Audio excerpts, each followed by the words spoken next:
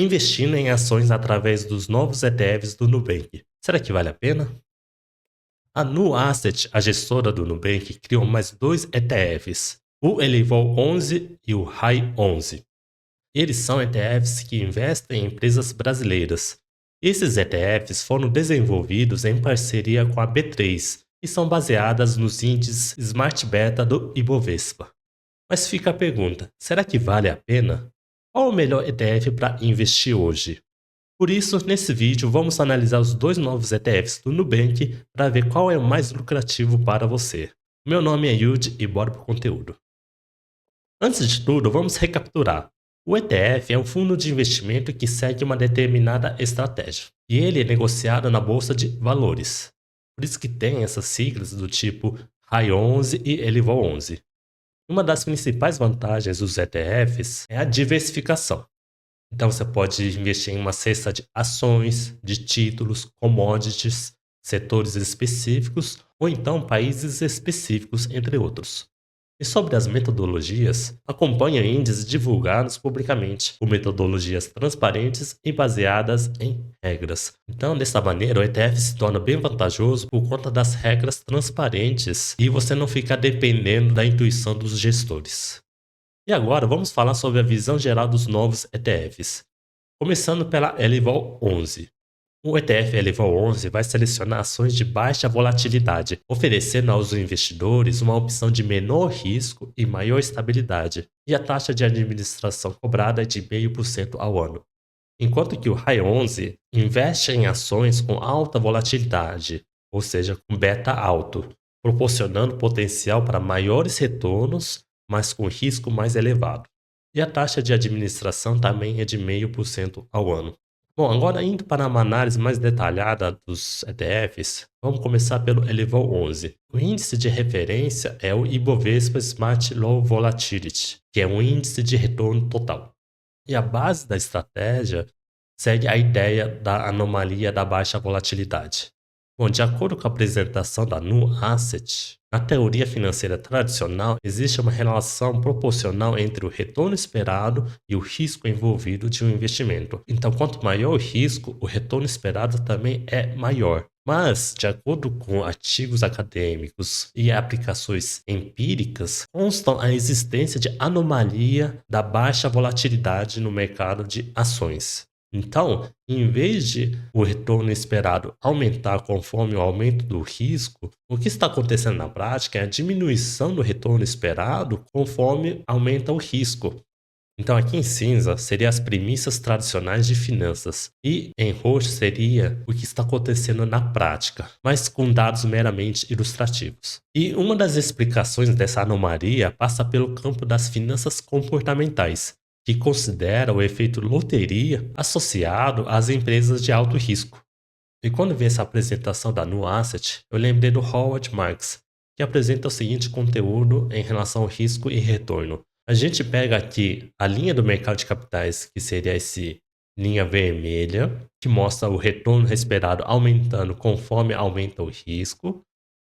E o Marx colocou a curva de distribuição normal, ou então curva de Gauss, que é um instrumento para a gente analisar a probabilidade de ocorrer o evento, e virou em vertical. Depois imputou em cima da CML, como a gente pode ver aqui no gráfico. E essa curva de Gauss, como a gente pode ver que tem um formato meio de sino, ele mostra a área onde pode ocorrer o evento. Então, aqui na parte central, existe a probabilidade maior de ocorrer o evento, enquanto que na extremidade, tanto para cima quanto para baixo, existe um espaço menor para ocorrer o evento, então uma possibilidade menor. E conforme a gente pode ver aqui, no lado esquerdo, onde apresenta riscos menores, o range de resultados possíveis é menor também. Enquanto que o lado direito, que possui riscos maiores, o range de resultados possíveis é maior. Então, ao mesmo tempo em que o range de resultados possíveis se torna maior, os resultados ruins se tornam piores. Então, se a gente considerar a apresentação da Nu Asset com as evidências empíricas, a gente poderia considerar que essa curva de Gauss, dessa última parte, deveria ser deslocado um pouquinho mais para baixo, pois está tendo mais eventos que ocorrem abaixo da linha dessa ML. E continuando, vamos falar sobre a metodologia do ETF. Na apresentação da No Asset tem a seguinte imagem. O fluxo de construção do índice segue estas etapas. A ação tem que fazer parte da carteira do índice Bovespa e depois vai fazer o filtro por volatilidade anualizada, utilizando a média móvel exponencialmente ponderada de 252 dias. A volatilidade EWMA incorpora choques externos melhor do que a volatilidade tradicional, com uma série mais suavizada da volatilidade, proporcionando assim uma medida mais realista da volatilidade atual. E depois seleciona as 33% das ações do Ibovespa com as menores volatilidades nesse período de um ano. E o peso de cada ação na carteira vai depender da volatilidade, dando maior peso para o ativo menos volátil. E além disso, a participação de uma empresa não pode ser superior a 10% do total da carteira. E analisando os retornos acumulados, tem o seguinte gráfico. Então, se a gente analisar o retorno acumulado desde 2003, o ETF conseguiu um resultado de 1.792%, enquanto que a média do mercado brasileiro foi de 934%. Um resultado que foi 857% acima. Muito bom. Então, se a gente analisar aqui, o resultado em si do ETF é bem parecido com o Ibovespa, sendo o principal diferencial seria a época de queda. Enquanto que a bolsa cai 40%, aqui caiu 20%. Aqui caiu 18%, o ETF valorizou 10%. Em 2013, a bolsa caiu 15%, enquanto que o ETF desvalorizou 1%. Então, o principal diferencial seria essa queda mais controlada em época de baixa. E analisando upside e downside. Em janela de 252 dias, o ETF apresenta, na média, um menor retorno acumulado. Então, o seu upside capture é menor do que 1. Como a gente pode ver aqui, a bolsa foi de 18%, enquanto que o ETF foi de 15% em janela de 252 dias. Mas, quando a gente analisa o retorno médio, quando o Ibovespa tem retorno negativo, o ETF, na média, tem retornos positivos, mesmo quando o Ibovespa tem retornos negativos. Então, quer dizer que seu downside capture é menor do que 1. E nesse estudo, o Ibovespa está com menos 10% numa janela de 252 dias, enquanto que o ETF foi em mais 3%. Então, como eu comentei antes, a principal vantagem desse ETF não é a questão de valorizar acima do mercado, mas sim você ter uma queda mais controlada em relação à média do mercado. E a volatilidade numa janela móvel de 12 meses ficou em 20%, enquanto que a média do mercado foi em 25%. Agora vamos falar do High 11. O índice de referência do High 11 é o Ibovespa Smart Beta B3, também o índice de retorno total. A base da estratégia segue a beta como ferramenta tática.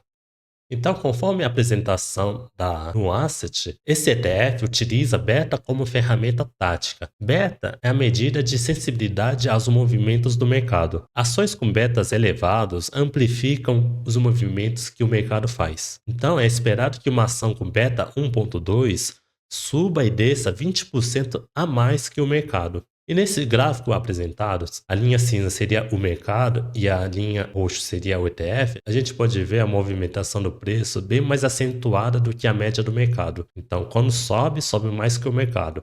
Mas quando cai, cai muito mais do que o mercado.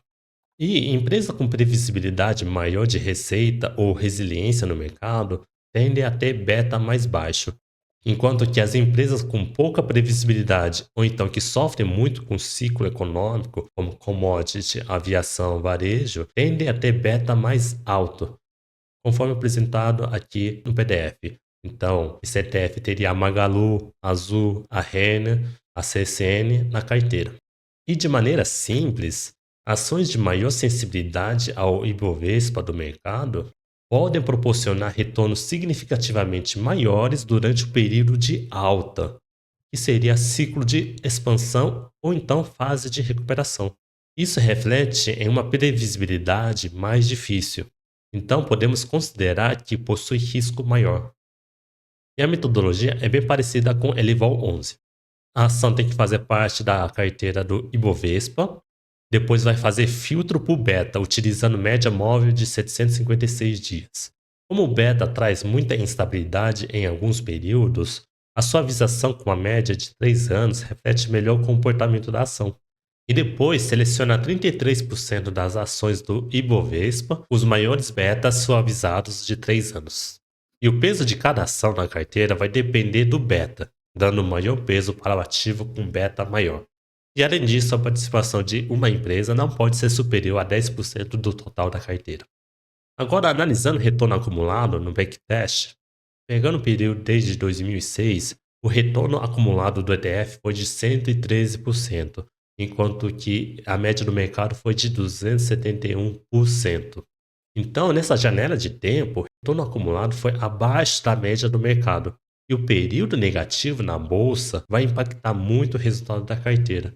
Então, a gente pode ver aqui, 2011, a bolsa caiu 18% e o ETF caiu 22%. 2013, o mercado caiu 15%, o ETF caiu 31%. 2014, pior ainda, o mercado caiu 3% e o ETF caiu 28%. Por isso, esse ativo é mais interessante para aproveitar o período de recuperação ou então período de alta. O problema é que isso é tentar market timing, o que na prática é impossível fazer com consistência, pois ninguém consegue prever o futuro. E esse retorno ruim é o impacto dos momentos ruins do mercado. Então imagina comigo, se o ativo sofre uma queda de 50%, quer dizer que ele precisa valorizar 100% para poder recuperar o prejuízo. Por isso que se a gente pegar uma janela mais longa, o resultado acaba sendo abaixo da média do mercado. E analisando o upside e downside, em janela de 252 dias, o ETF apresenta, na média, maior retorno acumulado, sendo seu Upside Capture 1.4. Mas nos períodos em que Ibovespa cai, as quedas foram maiores, e o seu Downside Capture foi 1.9. Então, quando sobe, sobe 40% a mais. E quando desce, cai 90% a mais do que a média do mercado. E isso acaba impactando negativamente numa janela de longo prazo. E o beta na janela móvel de 12 meses está em 1.2. Então, na média, o ETF sobe e desce 20% a mais que a média do mercado. E qual ETF escolher? Bom, de forma bem simplificada, ele elevou 11. É para aqueles que querem exposição nas empresas brasileiras, com expectativa de retorno levemente maior que a média da bolsa brasileira e com volatilidade mais controlada. Enquanto que o raio 11 é para aqueles que querem tentar fazer market time para tentar ganhos maiores no curto prazo. No geral, não é eficiente, tá bom? Mas acaba sendo mais seguro do que você selecionar uma ação individual por conta do efeito da diversificação.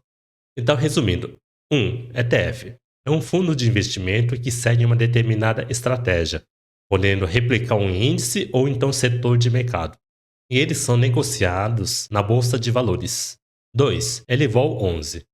Seleciona ações de baixa volatilidade, oferecendo aos investidores uma opção de menor risco e maior estabilidade. E a sua taxa de administração é de 0,5% ao ano. 3. High 11.